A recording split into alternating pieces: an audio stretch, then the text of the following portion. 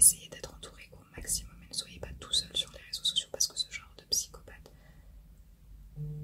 sont capables de vous retrouver quoi. Vous voyez ce que je veux dire? Enfin bref, tout ça pour vous dire que c'est en cours.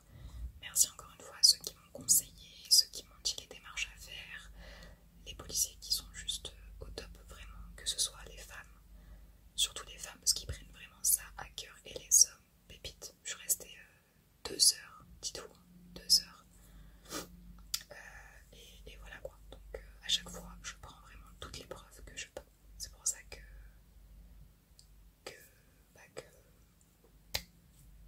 que voilà quoi. J'ai envie qu'ils commentent parce que t'es un petit peu silencieux. Surtout que je m'adresse à toi. Surtout que tu viens sur TikTok. TikTok est surveillé aussi, le sang. Et oui, j'ai donné vraiment tous mes réseaux sociaux. Pas que ceux dans lesquels tu me harcèles, tu vois. Ce serait trop facile. Voilà. Bref, sur ce, je vous laisse avec la suite du POV, du RP. Appelle ça comme tu le souhaites. Et je vous fais de gros bisous. Oui, André. Ah. Je vous en prie, installez-vous. Vous allez bien? Oui, je vais très bien. C'est la première fois qu'on se voit, il me semble. Votre tête ne m'est pas familière. Il n'y a pas de souci, installez-vous confortablement. Voilà, alors je suis désolée, j'ai un petit peu de retard aujourd'hui. J'essaie de faire au mieux, mais j'ai eu un petit imprévu avec un patient. Voilà. Alors, vu que vous êtes nouveau patient, je vais vous prendre vos informations personnelles, nom, prénom, etc., etc. Et puis ensuite, on va discuter du pourquoi vous êtes venu me voir aujourd'hui. Ok? Voilà, exactement. Alors, votre nom et prénom, s'il vous plaît. Eders. Eders. D'accord. C'est original. D'accord. Votre date de naissance. Très bien. Vous êtes tout jeune. Une adresse.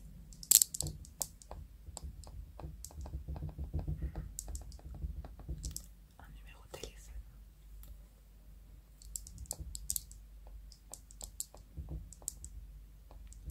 Ok. Parfait. Alors, est-ce que j'ai besoin de d'autres informations? Vous avez une adresse mail éventuellement? De côté. Ok. Ok. Qu'est-ce qui vous emmène aujourd'hui à venir me consulter? D'accord. Est-ce que vous avez le courrier de votre médecin traitant? Ok, vous l'avez envoyé directement. D'accord, j'irai jeter un œil. Continuez.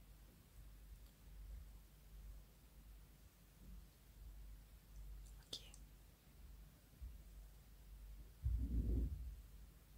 D'accord. Alors je vais résumer un petit peu ce que vous me dites. Donc vous me dites que vous venez consulter pour vérifier un petit peu votre cerveau. C'est bien ça. Et la cause, vous n'avez pas de symptômes particuliers, c'est juste que vous êtes obsédé par une personne. Si je comprends bien. Et vous savez que ça c'est d'ordre psychologique. D'accord. Vous avez déjà fait des tests psychologiques, tout ça. Vous êtes suivi. Ok. Et on n'a rien trouvé de particulier. Ok. Alors, c'est pas commun de faire des examens pour ce type de choses que vous me dites, surtout chez nous les neurologues, parce que encore une fois, ça reste dans le domaine psychologique. Donc même si l'on traite du psychologique au niveau du cerveau,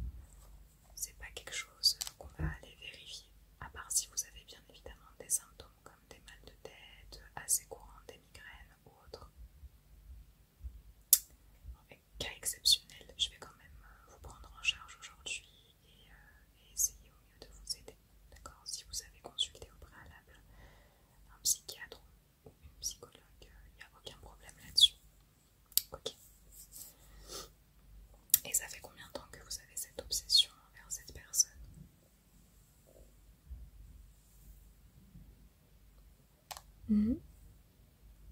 Depuis pas mal d'années. Ah oui, d'accord. Et pourquoi? Quelle est la raison? Pas de raison particulière. Voilà, ok. D'accord. C'est pas la seule. Ah, ok. Donc il y en a plusieurs. Ok. Et cette obsession se traduit comment? Se traduit par quoi? Hmm. Ah oui, quand même. Ah, vous allez loin. D'accord. Et c'est des personnes que vous ne connaissez pas? Ah d'accord, ok. C'est un cas particulier. Mais j'aime bien traiter les cas particuliers, ça tombe bien. Voilà. Ok. Alors, par où commencer? Alors là, vous m'avez un petit peu perturbée, hein, n'est-ce pas? J'aime bien faire un petit peu de pédagogie avec mes patients. Donc c'est ce que je vais faire avec vous, vous expliquer un petit peu le fonctionnement du cerveau. Parce que là, on traite vraiment tout ce qui est dans le domaine neurologique. Ok. Donc, je vais vous schématiser un petit peu, je vais vous montrer un petit schéma du cerveau. Hein. Donc, le cerveau il se présente comme ça. Donc, normalement, j'ai un petit cerveau en squishy comme ça, mais je ne l'ai pas actuellement. Donc, on va faire avec les images, c'est beaucoup mieux. Donc, là, sur ma tablette, comme vous pouvez constater, vous avez le cerveau. Donc, le cerveau se compose en 4 lobes, c'est-à-dire 4 parties distinctes. Vous avez le lobe frontal, pariétal, temporal et occipital qui est juste derrière. Voilà. Également, le cerveau est composé de deux hémisphères, c'est-à-dire deux côtés distincts, comme si on coupait le cerveau en deux. Donc vous avez l'hémisphère droit et l'hémisphère gauche. Donc c'est deux parties distinctes du cerveau. Jusqu'ici, est-ce que tu me suis? Parce que je vois que tu me regardes un petit peu bizarrement. Ça va? Ok. Alors, il faut savoir une chose au niveau du cerveau. Et ce qui est très important, c'est que dans chaque lobe, tu as le lobe frontal, donc le lobe qui se trouve au niveau du front. Donc ça va gérer tout ce qui est parole, tout ce qui est langage, raisonnement, mémoire, prise de décision également, personnalité, jugement, ainsi que mouvement, les mouvements, la coordination. Ok. Ensuite, faut savoir une chose, c'est que le lobe frontal, tu peux le couper en deux. Tu as la partie droite et la partie gauche. Donc dans le lobe frontal, partie droite, ça va gérer tout ce qui est mouvement du côté gauche du corps et inversement pour le côté gauche. Et le lobe frontal gauche gère tout ce qui est mouvement du côté droit. C'est un petit peu l'inverse. C'est assez particulier, c'est assez complexe, hein, le cerveau. Ok. Ensuite, tu as le lobe pariétal. Donc là, ça va englober tout ce qui est lecture, repérage dans l'espace, la sensibilité. Le lobe pariétal va gérer aussi la sensibilité du côté gauche du corps et du côté droit également du corps.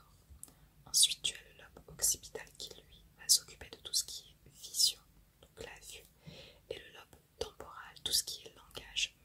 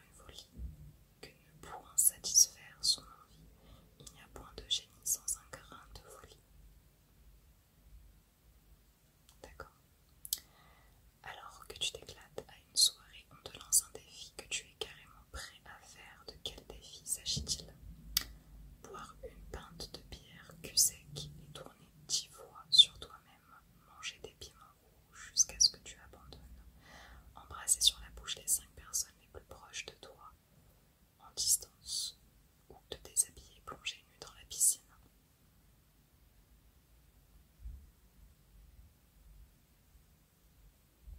Ah oui, donc c'est plutôt comme ça.